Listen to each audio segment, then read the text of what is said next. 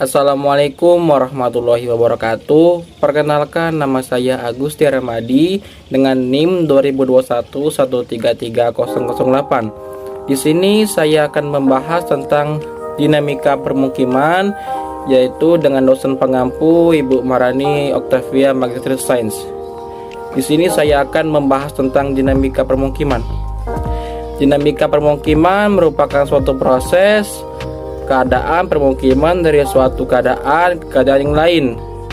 Perubahan keadaan tersebut biasanya didasarkan pada waktu yang berbeda pada analisis ruang yang sama, baik berlangsung secara alami maupun secara artifisial, dengan campur tangan manusia yang mengatur arah perubahan keadaan tersebut menurut Riyadi 2001 dan Antrop 2004. Ada juga faktor-faktor yang mempengaruhi dinamika permukiman, yaitu ada faktor fisik alamiah. Faktor fisik akan mempengaruhi perkembangan permukiman karena keberadaan rumah dan permukiman tidak akan lepas dari kondisi lahan yang ditempatinya, meliputi keadaan tanah, keadaan hidrografi, iklim, morfologi, sumber daya alam. Faktor-faktor ini membentuk pola perluasan permukiman dan bentuk permukimannya. Yang kedua ada faktor sosial. Faktor ini karakter dan kondisi sosial penduduk dipengaruhi oleh lingkungan di sekitarnya. Penduduk perkampungan memiliki rasa kebersamaan yang cukup tinggi.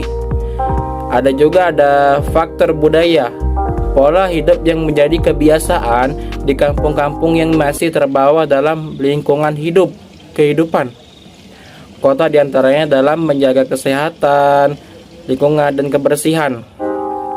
Ada juga faktor ekonomi. Kemampuan penduduk untuk memiliki tempat tinggal dipengaruhi oleh harga lahan, kemampuan daya beli, lapangan penghidupan, dan transportasi. Ada juga faktor politis. Kondisi politis suatu negara mempengaruhi pertumbuhan permukiman karena keadaan pemerintahan dan kenegaraan yang stabil dilengkapi dengan peraturan serta kebijaksanaan pemerintah akan menciptakan suasana yang aman dan situasi menguntungkan untuk membangun. Ada juga jenis-jenis permukiman berdasarkan sifatnya. Yang pertama ada permukiman atau perkampungan tradisional.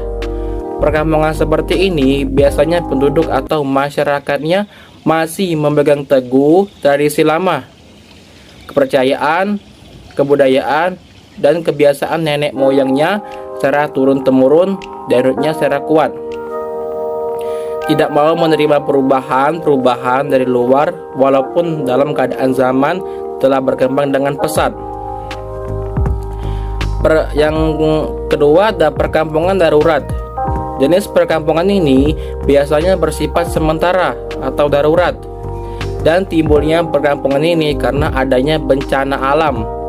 Untuk menyelamatkan penduduk dari bahaya banjir, maka dibuatkan perkampungan darurat pada daerah atau lokasi yang bebas dari banjir.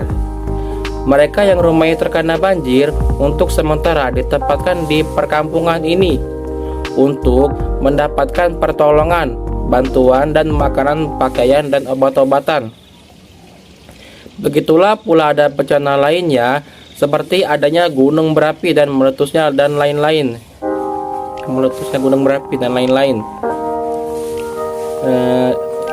Ada juga perkampungan kumuh atau dengan slum area.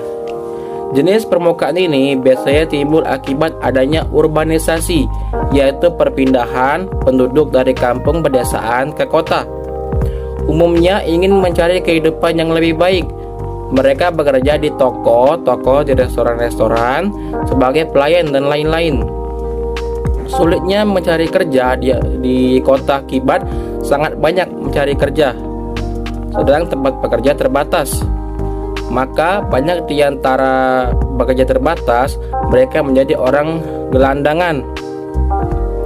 Di kota umumnya sulit mendapatkan tempat tinggal yang layak. Hal ini karena tidak terjangkau oleh penghasilan atau upah kerja yang mereka dapatkan setiap hari. Akhirnya mereka membuat gubuk-gubuk sementara, yaitu gubuk liar. Ada juga permukiman transmigrasi. Jenis permukiman semacam ini direncanakan oleh pemerintah, yaitu suatu daerah permukiman yang digunakan untuk tempat penampungan penduduk yang dipindahkan atau yang disebut dengan ditransmigrasikan dari suatu daerah yang padat penduduknya ke daerah yang jarang atau kurang penduduknya tapi luas daerahnya, atau yang disebut untuk tanah garapan bertani, cocok tanam, dan lain-lain. Di samping itu, jenis permukaan merupakan tempat permukiman bagi orang-orang atau penduduk yang ditransmigrasikan akibat di tempat aslinya sering dilanda banjir atau sering mendapatkan gangguan dari kegiatan gunung berapi.